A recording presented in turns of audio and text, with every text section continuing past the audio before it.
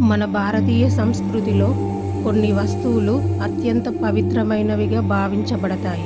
వాటిలో సాలగ్రామం ఒకటి. సాలగ్రామం అనేది సాధారణ రాయి కాదు. ఇది స్వయంగా శ్రీ మహావిష్ణువు స్వరూపంగా పూజింపబడే దైవశిల.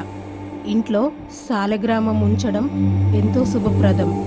భక్తితో దీనిని పూజిస్తే మన జీవితంలో శాంతి, సంతోషం, ఐశ్వర్యం కలుగుతాయని నమ్మకం. సాలగ్రామములు ప్రధానంగా నేపాల్లోని గండకి నదిలో లభిస్తాయి. ఇవి సహజంగా ఏర్పడిన పవిత్ర శిలలు.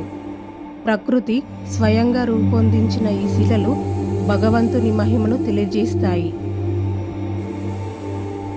సాలగ్రామంపై కనిపించే చక్రాలు, గుర్తులు చాలా ప్రత్యేకమైనవి. అవి విష్ణువు సుదర్శన చక్రాన్ని సూచిస్తాయి. ప్రతి సాలగ్రామం ప్రత్యేక రూపం కలిగి ఉంటుంది. అందుకే ప్రతి ఒక్కటి దైవ స్వరూపంగా భావించబడుతుంది. ప్రతిరోజు సాలగ్రామంను శుద్ధిగా పూజించడం చాలా ముఖ్యమైనది.